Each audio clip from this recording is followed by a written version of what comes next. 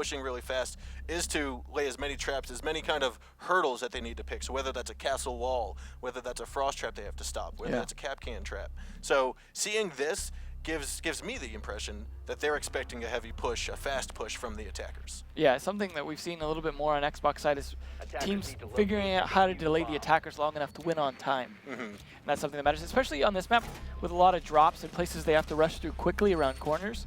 Those traps, the particular traps that they have could become very useful, especially like, for example, that church drop is one you can kind of disguise the bear trap a little bit in the barbed wire. Yep. So if they don't nade it or something like they shoot it, they could drop right into that, and that's death right there for sure. Yeah, and this is another drop, this one in stock drop, which is going to be that garage hallway. Yeah. That is almost always reinforced, but it's also almost always opened. Yeah. Especially for the push through Motorcycle Hall and the garage hallway. One of my favorite things about this map at the moment is you only have 2 thermite charges. How those actually get used, this is the map that probably has the most variety in how you use them. Some of the other maps have pretty much like you always open this, you always open this second.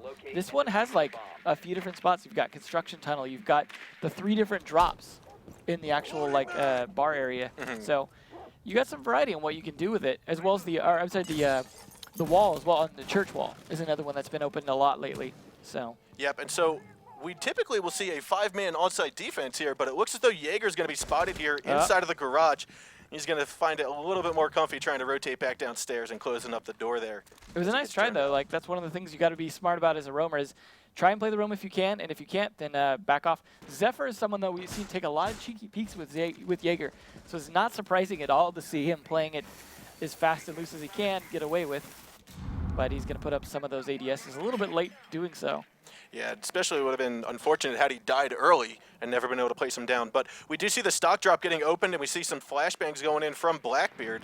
Interesting to see him right there. Usually we see him pushing from one of the tunnels. Yep, and it looks like he will rotate around and come in through that side after he gets a little chaotic down there. Looks like he is using one of the new features, though, the extended barrel.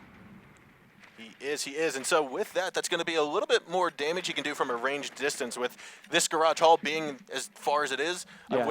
I wouldn't expect anything less from him. And we are going to see some of the kitchen floor get opened up here from TWBFC using the Ash charge right above Capcan. Now, unfortunately, he's not going to see him. Capcan does evade it, but the rest of the attackers will get on their drones and get as much information as possible with a minute 30 left to go in the round. That seemed like a needless Ash charge usage when Buck was standing right there. Yes, I would like to say the same thing, but Whisker's drone is inside the garage hall, making its way nice and slowly through the barbed wire, and will possibly spot Zephyr. Now, Zephyr did take a little bit of damage here. He's down to about 60 health, and we are going to get underway here in just a moment as the time dwindles down. We've got to take a quick look at all the defensive locations. We're going to have Sandgirl and Zephyr inside of the Arsenal room. Three of the defenders are going to be inside a church. Now, we see two attackers coming down the main stairs. Let's take a quick look up top. We're going to spot the other two inside a kitchen hallway, and Blackbeard, of course, is going to be in that garage hallway. So I foresee a nice push coming down from the main stairwell as Blackbeard tries to lay a little bit of pressure down here. But let's take a look.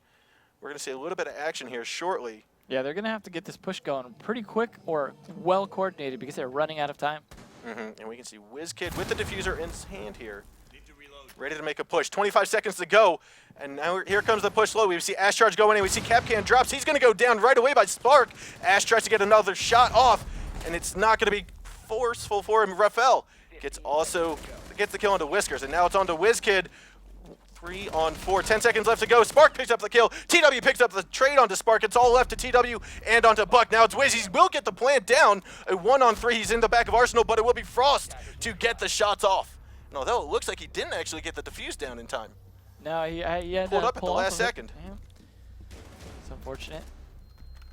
That was a little bit late of an attack. I mean, Yes. 25 seconds before the push, you're all there. I mean, usually when you see something like that, it's because they're trying to get some picks, right? They're trying to take down the defense by at least one person if they can. They started to on Zephyr, but didn't quite finish the job. And when push came to shove there at the end, they just didn't have the firepower over the defenders to be able to take advantage of that. You have a lot of defenders being able to use a lot of good ambush spots because there's so many corners. Yep. When you try to push into there, you really got to have something open. You got to put a lot of pressure on them before you do something like that, or you see what happens. Just turns into a mess of gunfights. Yeah, and like you had said, it was still 5 on 5. I mean, Zephyr was the only one that was hurt. Everyone else didn't really see any kind of attacks or any kind of fighting. Yeah. And 25 seconds left to go, and they just decided to make their push. Yeah. I didn't see many of the cams get in great locations to give a lot of intel to the attackers. So the fact that they almost went in blind. Yeah. With 25 seconds left to go, you're basically just asking to be beat down, and that's what happened. I think with something like that, you have to know how to get defenders out of position in order to do anything about it. Like, we've seen some teams that really know how to turtle that basement, and you saw what happened there. They all 3 in church, but they're all spread out in positions where you're going to have trouble picking them off one by one. Yeah, and I like the defensive setup there. We saw 2 in Arsenal, 3 in church, and they were able to cover the garage hallway from that. Typically, you'll see one of the defenders stay inside garage hall, but by not having that, you're able to basically cram and hold down your church a lot better. Yeah. Well, we'll see if U4X can do it any differently in terms of whether or not they're able to hold this. I mean, Supremacy is a higher seed team, so they are a little bit stronger in terms of kind of the rank, but U4X still played it pretty well towards the end there. They did win a lot of those gunfights. It did come down to them losing the round ultimately, but they showed some strength there, and they are now at the advantage playing on the defensive side, so Supremacy is going to have to try and shore up some of those weaknesses we just talked about on U4X's attack. Yeah, and what I would like to start seeing here from the attackers on both sides is to get their drones in locations that are going to cut off half the room right away. Yeah. And we saw Capital using his drone for the first 30 seconds, clearing out cash room, clearing out the closed-circuit television room upstairs, when all you really need to do is just watch the stairs, get on your drone right away, say it's clear, and then you can move on in. Yeah, they really need to get into position fast. We did see at least them blow the stock room quickly from what U4X attack last time.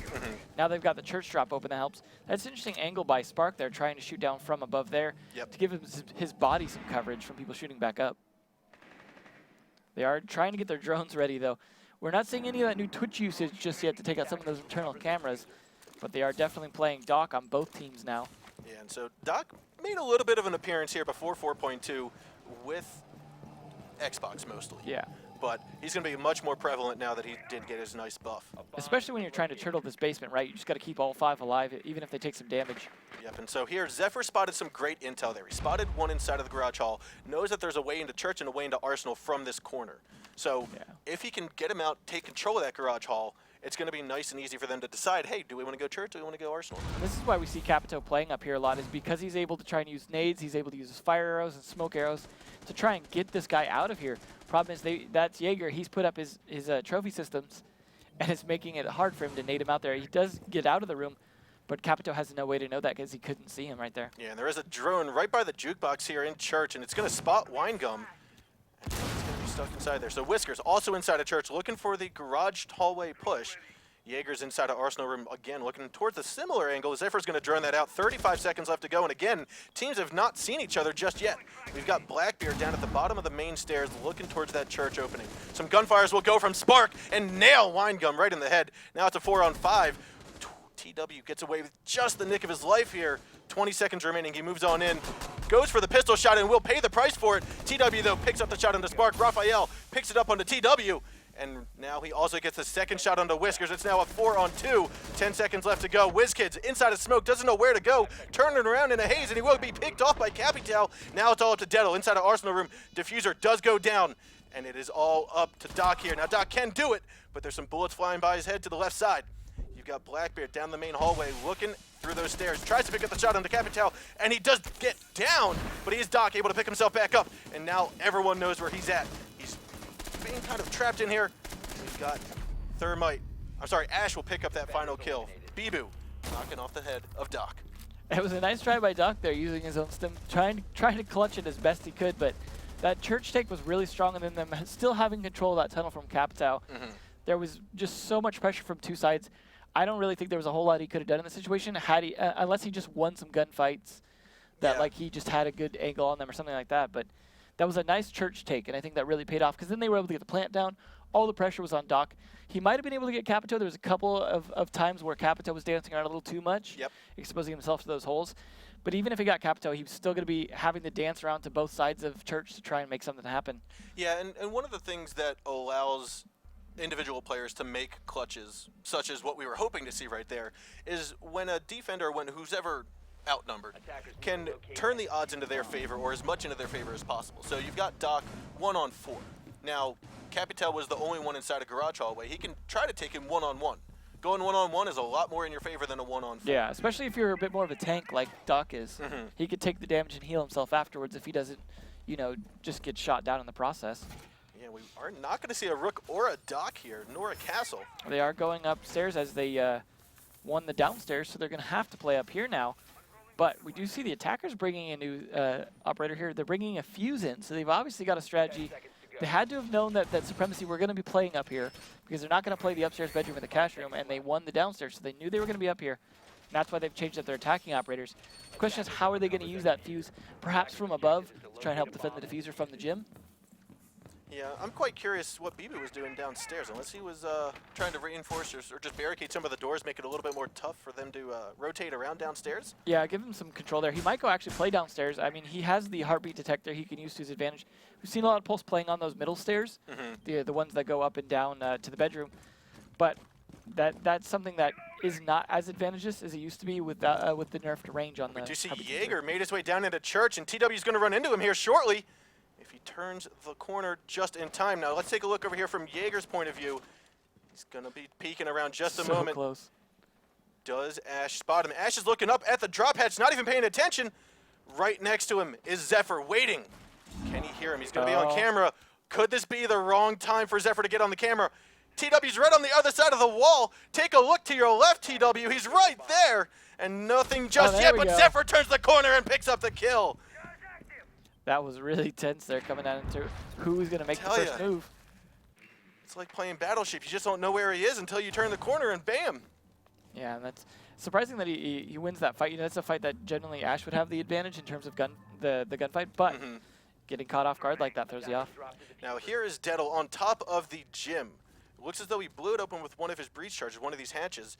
Now he's kind of making sure, is there anyone going to be up here? But instead of just watching that angle, they've already reinforced it. So that, to me, tells me there's not going to be anyone playing up there. Yeah, I mean, and it does look like he's going to use his Fuse charge up here, which is going to be nice. Assuming he has the right placement for it, that could bounce into some nice spots that really get these defenders out of position as Blackbeard pushes that pool. Yeah, typically what we've seen is people utilizing breach charges or grenades or buck to take away all those angles. But if you can do that with even more ferocity by choosing a Fuse, more power to you. The defuse will go down. Capital, though, gets knocked dead by the smoke, suffocated from the pool table window as Bibu picks up the kill onto Deddle. It's now a 5-on-2. It's just up to Thermite and Blackbeard. Thermite's retreated. He will be killed, and Blackbeard is now all alone inside of the stripper hall, rotating around. And I wouldn't be surprised if we're going to see the defuse get destroyed by Sandgirl right here as the defenders take their win. 3-0 right now, Supremacy up. Well, that's the downside of planting too early if you don't have the support for it. I thought they had a pretty strong support with that, though. They had that Fuse thing going. They had the what happened to Fuse? Yeah, he just maybe he fused himself at that point, but it's just it was a nice strategy, but it just didn't appear like they could execute on it because they just lost too many flanks. Like Capito getting shot outside there. Them having to fight too many angles at once instead of controlling one angle. That's why we've typically seen if there's an attacker outside that window, they're usually up vertically on top of the building, so they're not so exposed to that door when they attack that side. I liked the brunt of that attack. They had a nice strategy. They pushed, they planted. They had the strip room, like blown the wall, angle from pool. Just could not execute on the rest of it in terms of losing too much manpower outside of it. Losing Fuse for whatever reason, that definitely doesn't help because he could have been able to, he doesn't have a shotgun, but he could still open up holes in the floor, watch the diffuser from above. Yeah, and kind of like you had said, Fuse's charge were amazing up there. I mean, it's a great strategy, just very poor execution of it. And maybe that was because Fuse was up there all alone. Maybe he did get flanked. But I think if that's the case, they need to go back to the drawing board and say, hey, we need to take an operator from over here and put him up here with Fuse because Fuse is powerful up there. I mean, realistically, he could have just jumped out the window, rappelled back up to the roof, and watched it from the hatch. But, you know, something for them to adjust. They are definitely not going to get a lot of adjustments here if they keep losing, as it is 3-0. So they're only going to potentially have one more attack round if they don't win this one. Yeah, and so with that, we are going to spot all 5 defenders on site. No lurkers this time, no roamers, all staying within the confines of the basement. So they are going to be able to play downstairs as they have not won it yet. So they are going to keep at it until they win, probably, at this point. No, okay, that did get reinforced. I was looking, I thought I only saw 2 reinforcements on the 3, but I was about to say that's a little bit of miscommunication if that wall got left open, because a nice ash charge or possibly sledge would just go right through that. Yeah, we've seen control of Church matter a lot in all the rounds we've seen down here so far. That Valkyrie position not being unusual at all, hiding around that corner, either that corner or the other corner, as a really good ambush point if they drop down. The question is, where is Blackbeard going to make his push? Is he going to go down utility tunnel? Is he going to go down construction? It's starting to look like he's going over towards storage, so we're probably going to see utility tunnel push from him again. Yeah, and right now we're just getting into the drone phase here with all the attackers and their mothers just looking for any kind of information they can gather utilizing these drones. Zephyr spots Jaeger inside a garage hall. We saw Valkyrie get spotted earlier through the motorcycle drop, and I wouldn't be surprised if they now realize that all the defenders are going to be on site. Smoke's over here right by the main hall looking for someone to come down those main stairs using that pocket sniper, and he will get spotted out by Bibu. Two ADS didn't see the drone. Yeah. Looking for a drone there as well, though. Valkyrie trying to be prepared for them to drone him out of that position. See, now there's a good cam. They spotted Blackbeard. They now know Blackbeard's not going through the garage hall. He's going to come down the main hall. Also spots Ash and Spark right here. So, with that, they now know the push is going to come from those main stairwell through the motorcycle hatch. Raphael will be down there trying to get as much intel as possible. Ash charges go out. Barbed wire gets destroyed. Now it's 60 seconds left to go. Still, very little action between the two teams, but that will all change here in the next 30, 40 seconds. So, Spark looking to shoot through the drop hatch. Ash is going to fall down in, take a little bit of control of this motorcycle memorial room, shoots the Ash charge into the wall. That's enough of a hole for anyone to get through, including TW, who's down there. Now Spark and Bibo are both in here, waiting for a peek from Wine. If Wine gets a little bit too antsy, he could just fall right into the crosshairs of Bibo. Moving on over here to Winegum, though. Let's take a look at how he's just going to play this soft angle, wait for the push from the attackers, because the attackers will have to make a push, and he will be blinded, though. Let's head on over to look for the push. Spark tries to move in. Smoke grenade goes out. Sandgro's at the bottom of the stairs, though, and Winegum picks up a double kill onto Spark and Bibu. TW is there to get the shot onto Spark. Sandgro picks up Deadle, and Zephyr will also trade it off onto TW. It's now a 2-on-3. I'm sorry, a 3-on-1 with 10 seconds left to go. It's all up to Blackbeard inside Memorial. He spots a Winegum. And Winegum will be killed off, as well as Smoke. Can he get the shots off? He doesn't. And it will be WizKid getting the final kill into Sandgirl. And that is going to be U4X's first round of this series. That was a good defense. I mean, the offense didn't push it quite right, but that Smoke, I think, made a critical difference. They were about to push into that church, that huge rush. Hitting that Smoke right there, I think, gave Winegum the opportunity to just mow them down with that shotgun. And that's where timing is super critical, right? Had that been timed differently, probably not gone in their favor as much. Yep, yeah, like you said, timing was that on perfect, because you had, I think it was Sledge tried to walk through first, got through successfully, smoke grenade went off, and then that caused Ash to hesitate. Yeah. That hesitation, I think, is what killed her. Yeah, because they needed to push that fast and hard, maybe trade, because they know someone's going to be there with a shotgun. The best they can do is probably trade if they're really on top of the shotgun play. Yep.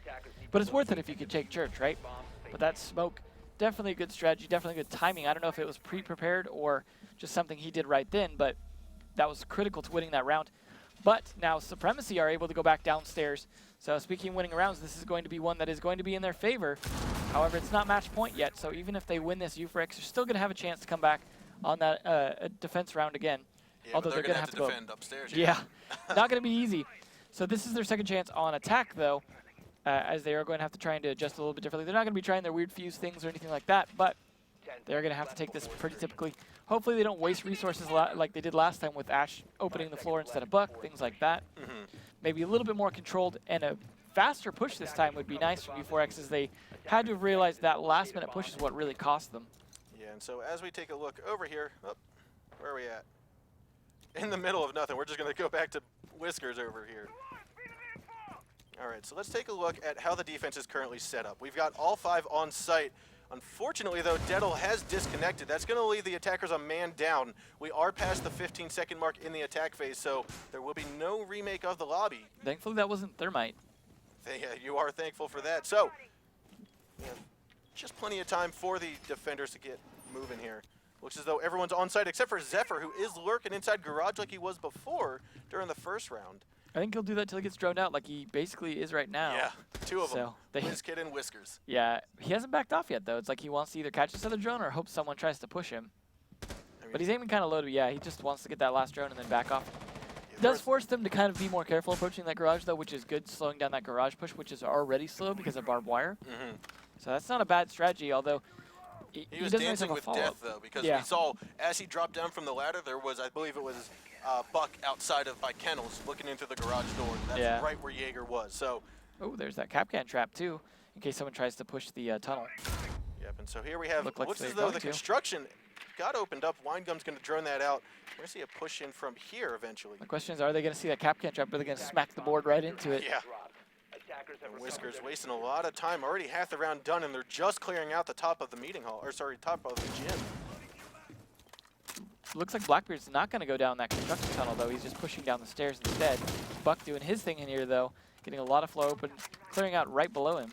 But they haven't even opened this yet. They're just overly droning at this point in terms of not taking good map control.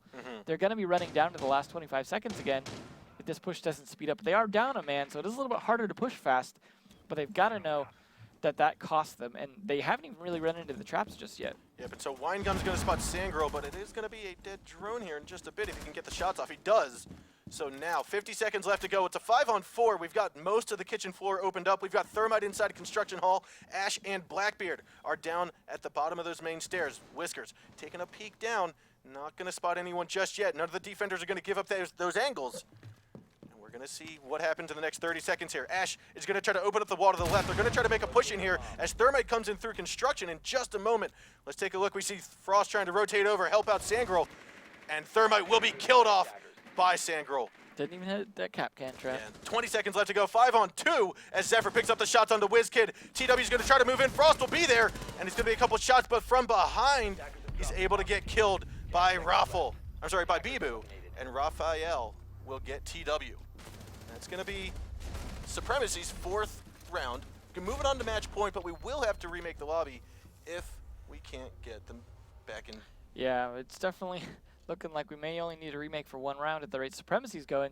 But U4X seeming to play a little bit better, except for that round. They just, I don't know, I feel like they're more of a defensive team than they are an attack team in terms of like coordination. They're able to coordinate well in terms of having their defensive setups, but the real-time audibles are a struggle for them in terms of like coordinating that timing that they need to do on the attack side. Yep. So. Yeah, and so with that, guys, we are going to have to remake the lobby. One of the gentlemen from U4X disconnected mid-round last round. So we're going to have to take a short break. Stay tuned. We'll be back for the conclusion of this match between U4X and Supremacy.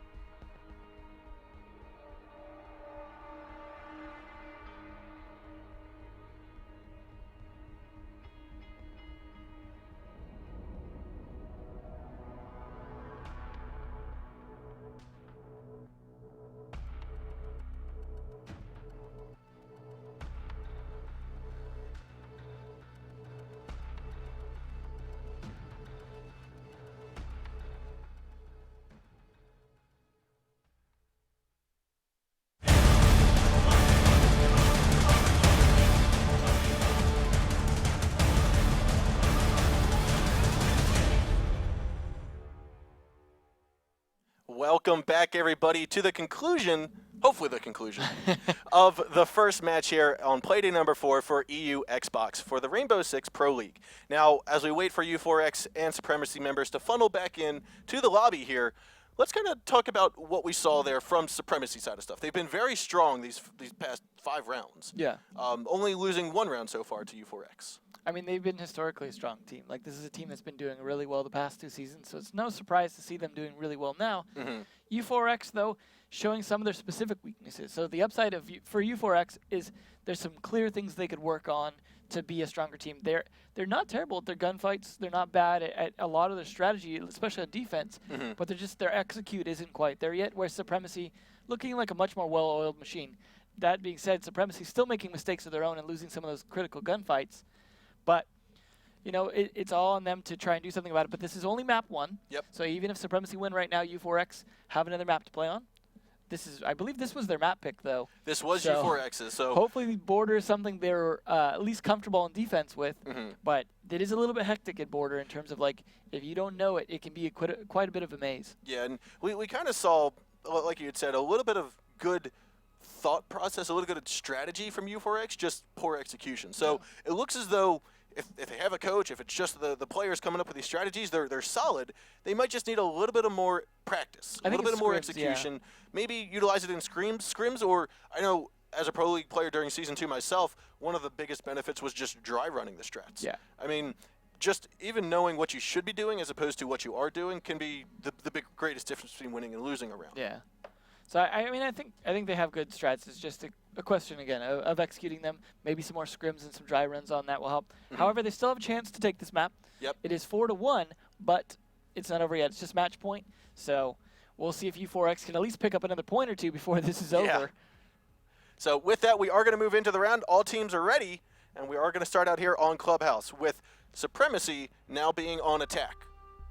And if we remember correctly, U4X was successfully able to hold the basement, so they will not be able to choose that this time. It looks like as though they're going to go bar and stock room. So the reward for winning is now a much higher chance of losing. So that's the unfortunate thing about the way this works is you really need 2 solid bomb spots. You got to make sure your secondary is well prepared, and that is why you do see some teams strategically leading with their weaker bomb spot for that reason, so that their follow-up is going to be stronger rather than weaker. But they do have a chance to pull this off here. They are bringing a pretty good lineup, pretty typical lineup from what we've seen. I believe they brought a Doc last time, citing this time instead. I think the Smoke might be the replacement. But they did have good success with Smoke previously, so maybe they're thinking Smoke was the key to our defense down in the basement. Maybe we should have him here as well. And I agree with that. If they attack the pool side, having Smoke to be able to lob, I guess in this case, impact grenades, not C4, but impact grenades and Smoke over top of that wall, super critical to trying to defend this against the Black. Even that, or from the gym, if he's able to hold upstairs and open up the drop hatch, to me, it's a lot easier to throw an impact grenade than it is to throw a C4. Yeah, he's definitely a linchpin to this defense, so that was a smart change-up on their part. We'll see if they do anything about any kind of B push, as some teams have started, now that the strip club wall has become so dominant in terms of the meta, more teams are switching over to the B side and seeing what they can do on that side as well. So we may see a change-up. Supremacy has got to be a team that being a team that's practiced a lot, done a lot of work, got to have another secondary strategy here that they might pull out if they decide the other side's not going to work out. Yeah, and it looks as though WizKid went all the way up top to the gym and reinforced the drop hatch. So to me, that again shows that they're not going to be playing up there. But as we saw before, it looks as though Fuse ran into a problem. So not all for loss just yet. Now it looks as though Bibu's going to travel upstairs above the kennels, above the garage, and just open up some of the windows and doors here to get on in. It looks like they could be considering a B-side push as well, judging by the way Bibu's moving over to that particular side, the cash room window side. But that's something you can also fake, which is something I prefer doing is opening up some of it. Like you could push it as an option, and then they're going to have to defend 2 separate sides at that point. It looks like they are starting to push stuff here, though. If we take a quick look out above Winegum, we see looks as though it's going to be Sledge still on his drone outside by Kennels. We've got Capital, and Ash actually got injured. Looks as though she might have fallen off the roof instead of being able to rappel down. Whoops. That's not going to help, but still going to get back up to 50% health. Not terrible, assuming you can land some shots, but they are definitely pushing this B side here. Yep, and you can see it looks as though Jaeger is going to be down here. Let's take a quick look at Jaeger. He's down by the bottom of the platform, moving on over to the connector, right by the main door of bar. Seems like they are adjusting for this push, which is good. They're preparing a little bit more to defend some different spots rather than just that club side. But that push could come in from front door there. And so we see Thermite opening up the wall from garage inside of that lobby area. He spotted out Jaeger.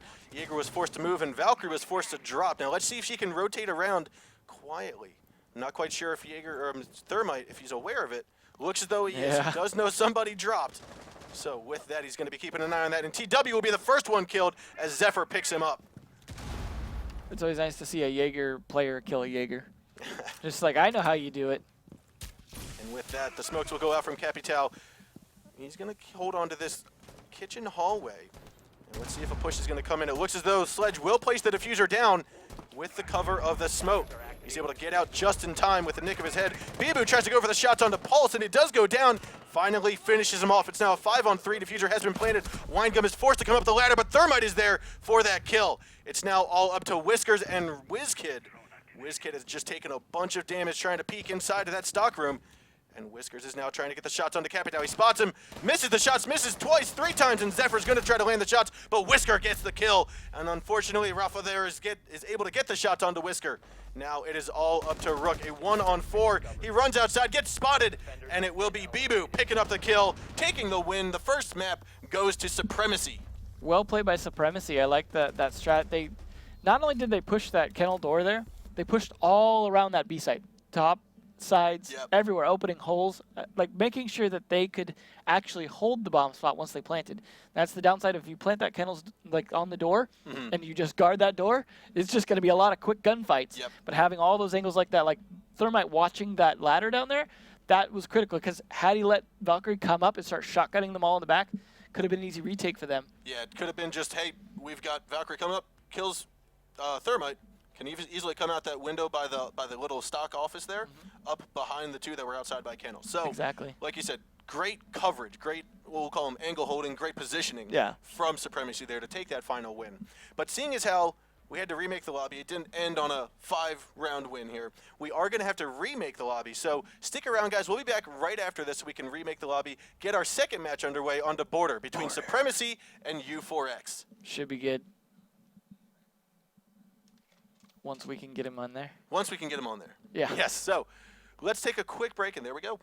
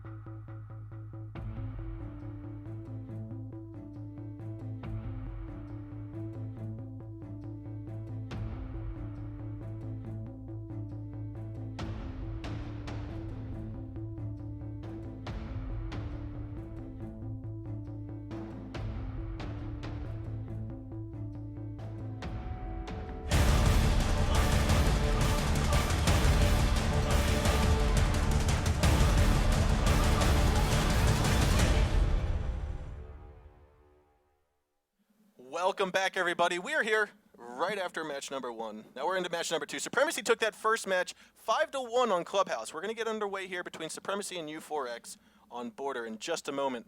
But what I wanted just to quickly talk about was the power that we saw Supremacy have there. So with that, we saw some amazing defense, some even stronger attacks, and ultimately just pieced together for them. So I think what I'm trying to say here is I want to see this from both sides. I want to see this from U4X. I want to see them give that kind of tenacity going into this next map. And so we are going to get underway in Border. We have everyone here. What else to do? Nothing more. No, so this is Supremacy's map, though, so this should be interesting. So with that, we do have everyone in the lobby. We're going to get underway here. And now we are on to Border, our second match for the night between Supremacy and U4X. Should be good, although Supremacy having shown such strength on not their map, although we used to see a lot of teams win their not map and then lose on their map, which was interesting. I feel like that's not so much the case anymore now that teams have really gotten a chance to solidify some strats. So what I'm hoping to see from U4X here on defense is a little more turtling and some good angles, so when that push comes in, that they're better prepared for it, because I think sometimes the attack on Supremacy can get a little hectic for them, and U4X capitalized on that one time with that smoke.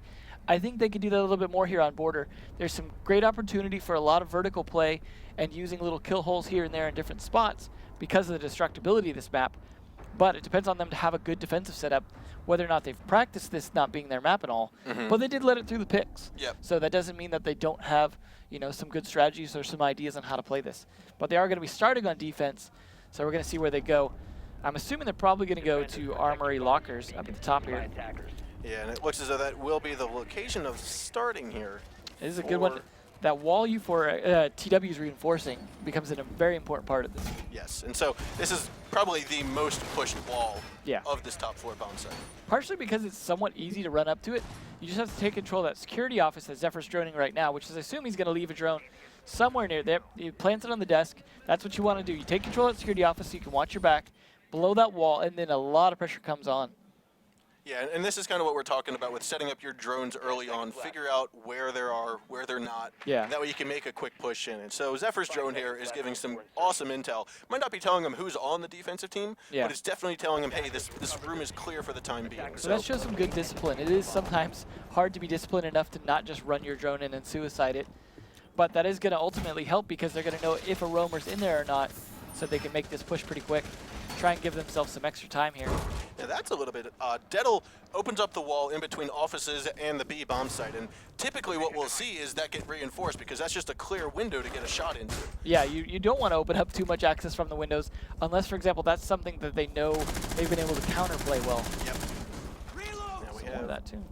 Looks as though that's going to be a nice peek hole looking through the doorway outside where we just talked about TW reinforcing the wall. They're definitely opening up a lot of angles for themselves here to try and turtle in this middle room in the lockers and try and shoot in a lot of different directions. The downside of that, of course, is if you're down people and you're not watching all the directions, now that's directions they could shoot you from. Yep. So hopefully U4X has covered their angles, know which way everyone's going to be looking, and Zephyr, with his drone already in sight here, has cleared out the monitors room here. So that's going to help, assuming Thermite can get over and do his job on the wall. They did bring a bandit, so they could be battery tricking that wall, which is something that could slow down this push a lot.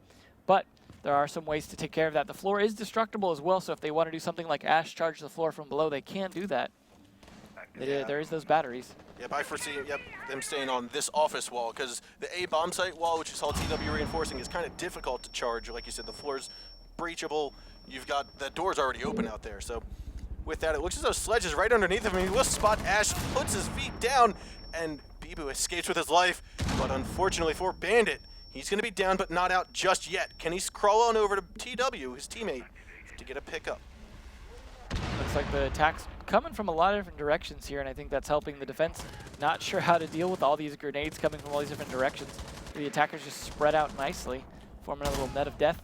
And there was Zephyr picking up 2 kills, one onto the downed Bandit and the second one onto Smoke. So there it is, 5 on 3, just 60 seconds left to go in the round. TW's inside the marble bathroom right now. And he escapes with his life as he moves on into B. Looks on over here into the armory lockers, looking through the hole that was made by Smoke's impact grenade. Interesting that they didn't push that wall at all. They decided to push from the B side, as well as some of the rest of the top floor. And it seems to be paying off for the attackers. Yeah, and so this cam that Winegum is on is going to hold some valuable intel for that push into B. If TW can stay alive, but it doesn't look like he can because Bibu picks him off, but TW does get a kill on first before he gets down with his life. Capital arrows go in, and now it's the last two defenders are going to be stuck inside of lockers. Can he get the shots off? No, it's going to be Thermite there, finishing off Deddle. Now it's all up to Winegum, who has to manage to make his way back upstairs. He fell through the drop hatch inside offices, and Capital is there, but he will be picked off by Winegum as he comes to the main hall, and Sledge is there to get the shots right onto Winegum as he turns away and puts his back to him. That was smart for him to leave because he didn't have the range with that shotgun, but he just needed to do it about a second earlier. Yep. I liked the attack being spread out the way it was in terms of they know this map, obviously. They have the map sense and knowledge to be able to actually spread out, take control of the entire floor, knowing that they're going to be turtling in those certain areas. Mm-hmm. They're going to be turtling both the bomb sites. They actually use that to their advantage there. You saw them spread out around that top floor, take a lot of angles, open up some walls, doing a lot of nading to get people out of position, to force them to get in a position where they knew how to kill them, and it really paid off. The question is U4X going to be able to do the same thing? Are they going to be able to figure out how to get some good angles? As you saw them opening up walls, making me think they know some angles here, but they're going to need to do that on the attack now instead of the defense, where they don't get the benefit of lots of setup time. Yeah, see, I think what one of the issues was once the attackers open up this wall, which you see being reinforced right now by Pulse and Mute, once that gets opened up, this whole office becomes under the control of the attackers. And Jaeger was stuck inside of the marble bath right here, and also stuck inside the corner of this B bomb site. Now, he was stuck inside the corner and not given free range of this bomb site because this wall was opened up pre-prep phase, during the prep phase. So we are going to see Zephyr close it off because he knows how valuable that angle is, how valuable that wall is to the attack's push. I have a feeling from U4X we may see more typical blowing of that blockers wall, making the push from that side, but we have seen some good variety already in the very first round, and variety we are going to see with Montaigne on attack this time. That should be interesting. Big shield coming out here as they are now allowed to have 2 shields or more because of the rule changes, so Montaigne could come back into some interesting plays here.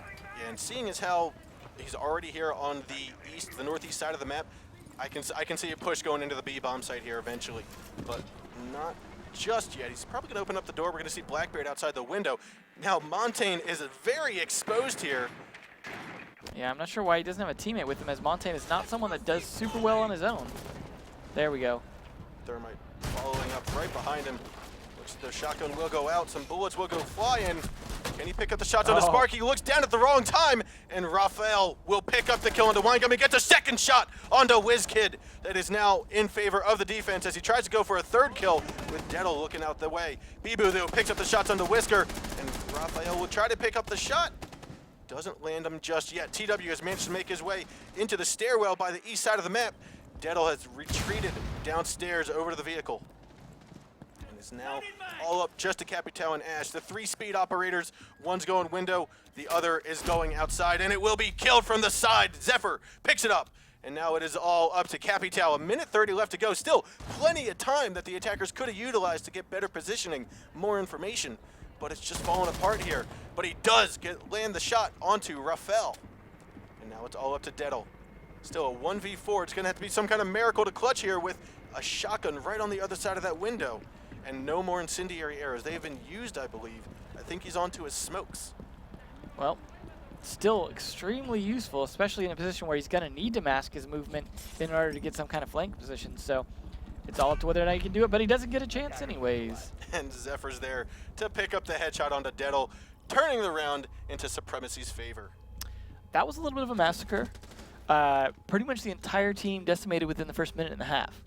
So it all started with Montaigne getting a little greedy with that pistol. Yep. Had he not done that, they might have been able to make a little bit more push pressure on that side, distracting from the other sides where they were attacking. But maybe they rushed it. Maybe Montaigne got a little greedy. I'm not sure if Thermite's the best person to have with Montaigne. He's not a great gunfighter. Someone like Ash that is an aggressive peeker might have been able to get more advantage. Or actually, Capito probably would have been a better choice to bring with Montaigne. But they obviously had a strategy in mind. I think someone with a lower-powered weapon, in case you accidentally do shoot Montaigne in the back. I wouldn't want to see Blackbeard behind him. Yeah. I wouldn't want to see... Thermite has a pretty strong gun. It looked like he had a shotgun in that case. He did have a shotgun. You're right. So, you're yeah. right. But yeah, so I think Montaigne did get a little bit of greedy there, trying to get the shots onto Valkyrie. I mean, he ultimately got killed for it. He didn't need to go unfull shield. He should have stayed full shield, said, hey, there's someone to the right. You had you had Blackbeard, you had Thermite, all ready for it. But unfortunately for U4X, it did not work out for him, and that makes it 2-0 in favor of Supremacy. Well, I do hope to see it again. I'd like to see what that strategy was meant to do.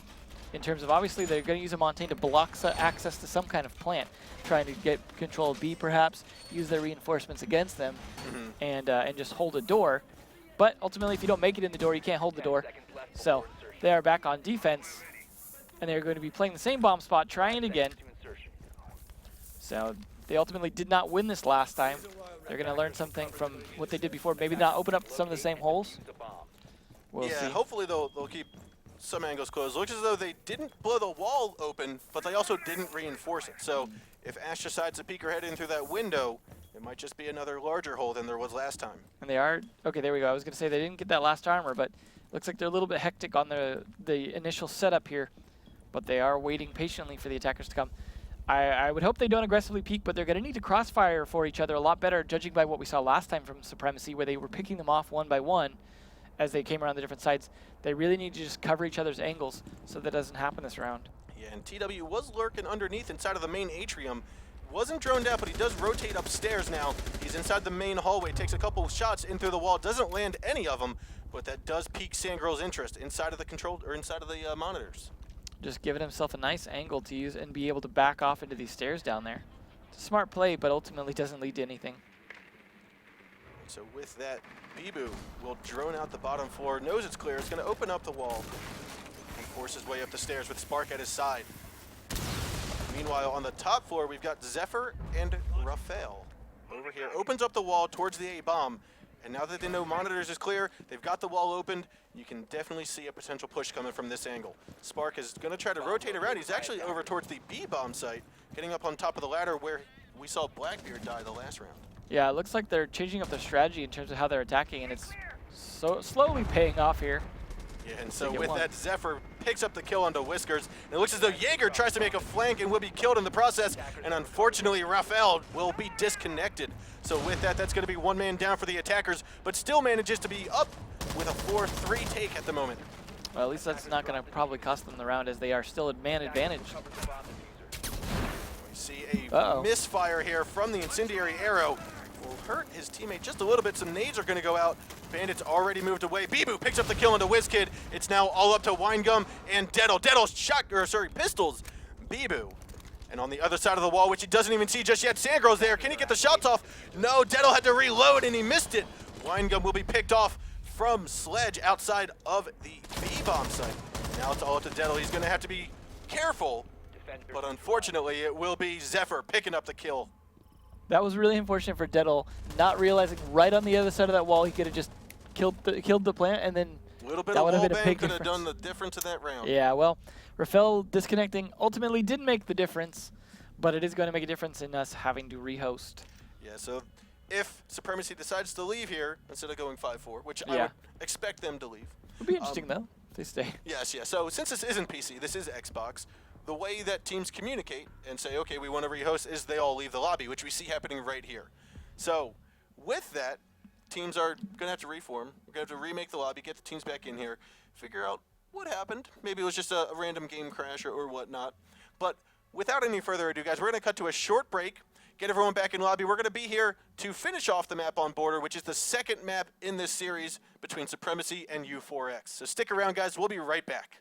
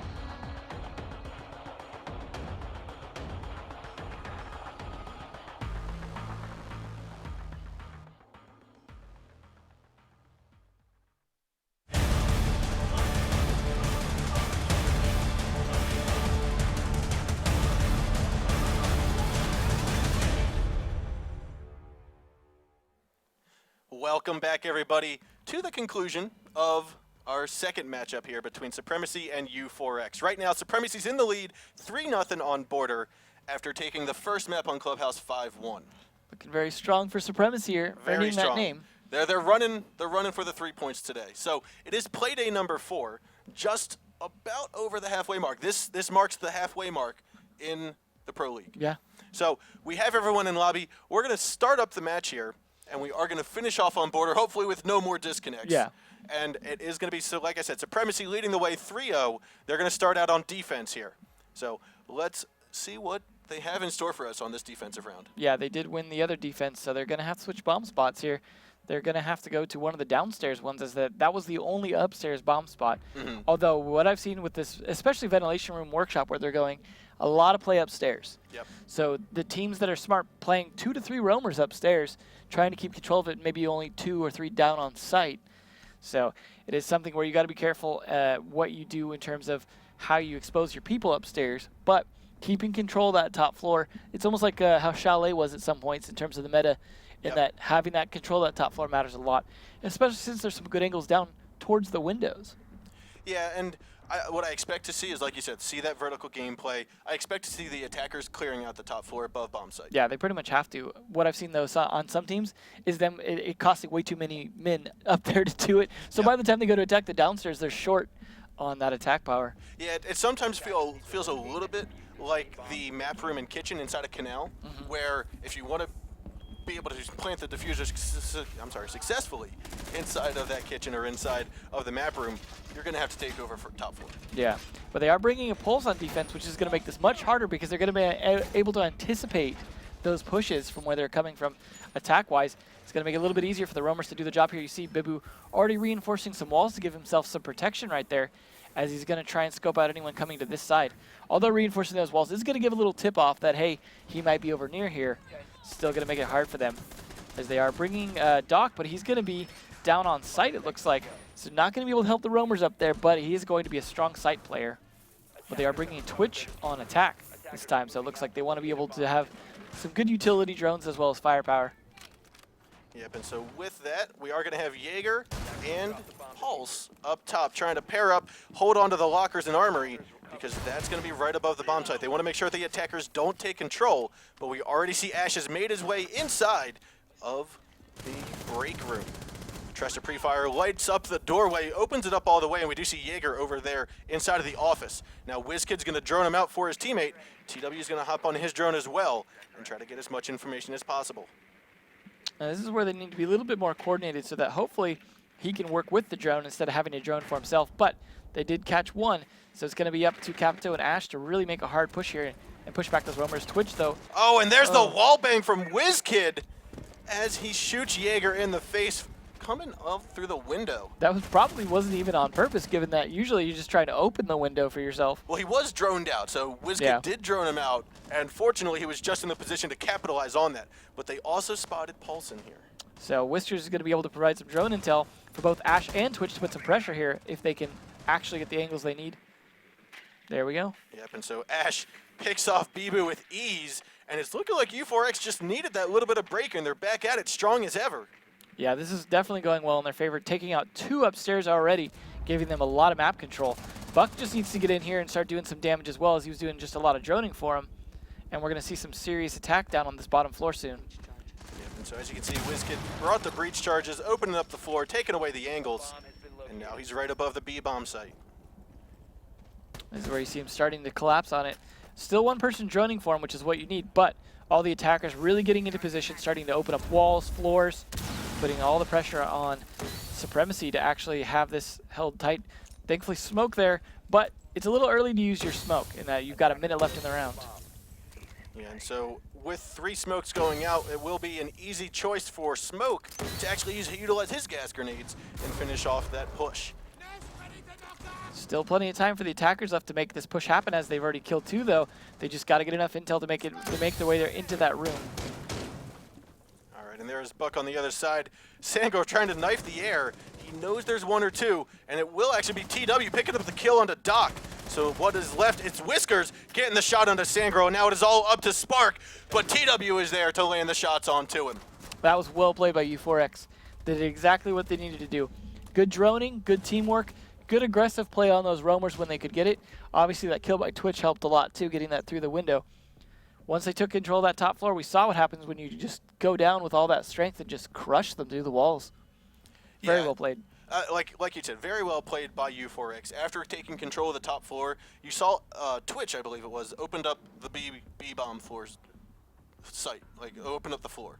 And from there, basically forced the defenders inside of the ventilation room, in which case Thermite was already there inside a bathroom, opening up the entire wall, forcing them into, well, where do I go from here? So they were able to surround the defenders in a very nice and strong manner. Yeah, one of the nice things about this map is there's a lot of ways to flank and surround. You just have to be smart about it. We saw that's what happened upstairs with the defenders as well.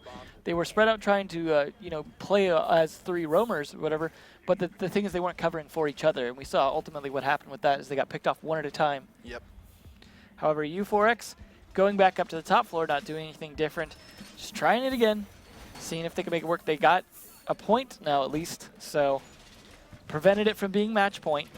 They're going to have to try and defend this a little smarter. I believe this is their 3rd attempt at it, so hopefully they've learned something from the first 2. This will be their 3rd attempt because it is 3-1 right now. Supremacy taking the lead, so round 5, and U4X did start on defense.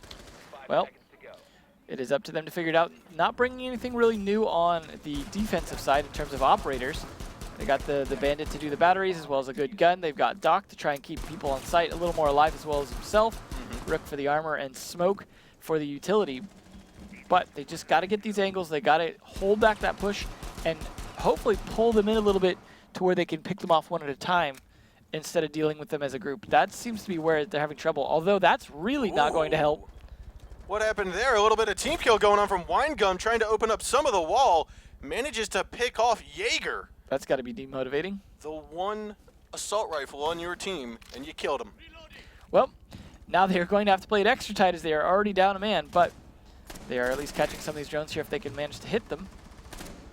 If they can manage to hit them is right.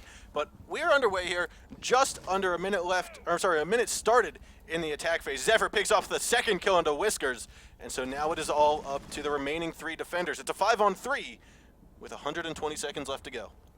Not looking good for U4X. However, this is going to put a lot of confidence on Supremacy. If they can play into that, they can still turn this around, as they at least have 3 strong operators, 2 tanky ones that can heal each other, as well as Bandit with his good gun and the ability to do some roam play here, but it's going to be an uphill battle.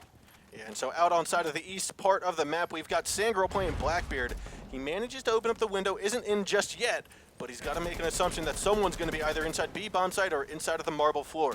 Let's take a quick look over here at what the setup is looking like as Winegum's inside marble floor, WizKid's inside of B, and Sangirl's going to drone him out. The wall into office was opened up by Thermite, so we're going to watch him to see as he moves on in. Tries to land a shot through the wall onto Doc. Doesn't hit him just yet. And with that, Winegum gets picked off by Blackbeard, looking down the alleyway of the north side of the map. And now WizKid trying to peek the door. He will be droned out, and see Boo Boo is right there. Will be picked off. And with that, the wall gets opened up. Thermite opens it up, and now it is a Deadle over here inside of the locker room. WizKid stuck inside of B. If he tries to cross, he will be picked off. Spark looking for the shots. He is actually going to make his way inside of the office just very nice and slowly. I don't think they realize Bandit's here because Thermite is on the other side. He will be droned out, and Zephyr's going to wallbang in just a moment if he can get the shots off, but no, Thermite is there, tries to land the shots, and WizKid's gonna pop out, land the shots onto him, and now he's gonna rotate back into B, look on over towards Blackbeard, and Spark's gonna try to counter that, pinches him, and picks off the kill. It's all up to Deadle inside of office, and Capital is there. Who's gonna land the shots? It will be Capital to finish off the round as Doc gets downed and cannot get back up. That was a nice attempt in a very dire situation there. They tried to get some kills. They played a lot of time, which was good, getting the diffuser down on that kill, but ultimately, 2 people in that room, not a lot of manpower left to do the job. Would have been nice if Bandit had a little more leeway to do some roaming there. Had he had some better site defense, he could have maybe roamed around behind them. But roaming like that, like a last minute when you've got 5 attackers, is pretty dangerous. It's very hard to get in there and like do something without the intel to do something with. Yeah, so I mean, like you had said, it's very hard to roam when it's a 1-on-5, 2-on-5, because when you have that many against you, you know, 1 or 2 are going to be looking at you, 2 or 3 going to be looking behind them and trying to cover the flank. So I think at that point you just have to like hope they're all pushing site and then take advantage of that. But it's still a good attempt by U4X, having team killed at the beginning and then getting someone picked off shortly after that. Not a great start for them, but they are now a match point. So it is match point for Supremacy, 4-1. And with that, we're going to have to cut to a short break as we get the teams back in here because it looks as though someone from U4X DC'd once again. So stick around, guys. We'll be back in just a minute to see the end of this match between Supremacy and U4X.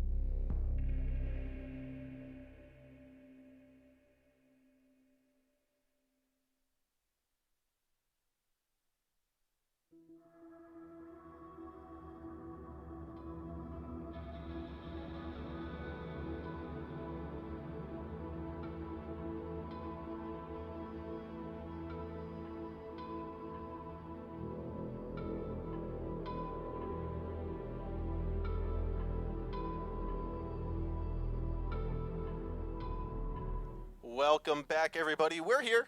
We are back in lobby. It is now 4-1. Supremacy took the lead after winning that last round on the top bomb site. So with that, we move on to match point. If Supremacy can suppress U4X, and if they can win this round, they will secure 3 points for this middle ground match day. Yeah, it surprises me Supremacy is as low on the board as they are, being such a strong team. But today is going to give them potentially at least 1 point, perhaps 3 here, the way this is looking, as they're now able to go back to the favored bomb spot. But they are changing things up a little with the mute. So they've obviously got a different defensive strategy in mind. So if this strategy doesn't work as well as they hoped, it may give U4X another round to try and bring this back in their favor. So we have seen them come back strong from a break. So hopefully that break was also one that brings back that vigor that they had. I imagine that team kill last round probably needed that time out for a second. Just a little bit of, hey guys, step back. Let's talk about this. Let's get a little bit of more communication going. Now again, accidents happen to everybody, which it looked to be an accident there, but it looks as though Supremacy disconnects here. So they're gonna have to pull their act together as we rehost once more. Hopefully they can get back in quickly. What a great kill cam there as the round begins. So it looks, like I said, as though Supremacy, one of their members disconnected. We're going to have to remake the lobby. Unfortunately, we spoke a little bit too soon. Maybe it was just their timeout this time. Yeah, I think it's just some of those things happen sometimes, but not a big deal. Hopefully we can get them all back in quickly, get this on the way, get some shooting going. Maybe finish up this game so that we can move on to the next ones. But guys, nonetheless, we'll be back in just a few minutes as we get this round underway. So stick with us. We'll be right back.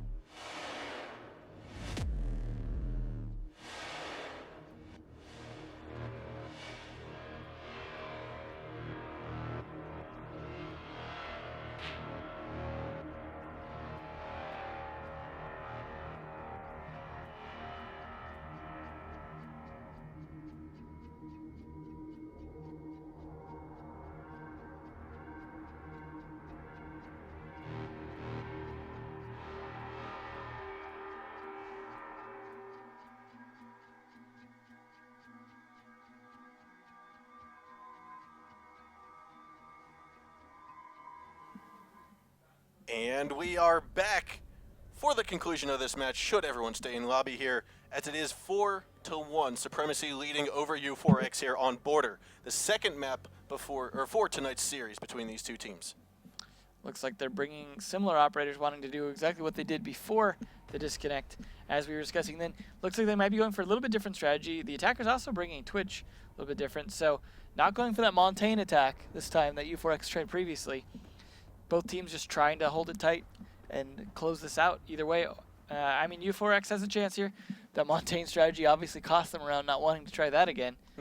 But ultimately, I think the one round they did win was with this lineup, though. So what I kind of like about 4.2, and I think a lot of people are getting more accustomed to it now, is the use of this Twitch drone. Yeah. And it's the fact that most Twitch drones are going to be used to take out cameras during the prep phase, whereas right when 4.2 dropped, everyone's like, hey, I can start hitting people. And they'll go right for the bomb site, right towards the defenders, and try to tag them for 10 health. Yeah. Well, Doc's on the loose now, so he'll be able to heal him back up. But he can't heal cameras, so you're going to see him, just like here, getting the cameras out at the very beginning of the round. I like to see it used on some ADS devices as well. Yep. Stopping Very Jaeger powerful. from being as useful. Just because if there's a room you know you got to nade a lot to get in, it can be extremely useful, although obviously there's a good chance it'll cost you your drone. You do get a second one though, but I do think it's funny that it is now possible to kill a defender during the prep phase, as there was no way to be lethal before. But good luck with that. Yeah, so we have Spark sitting, tucking himself inside of the B-bomb site just like he was before.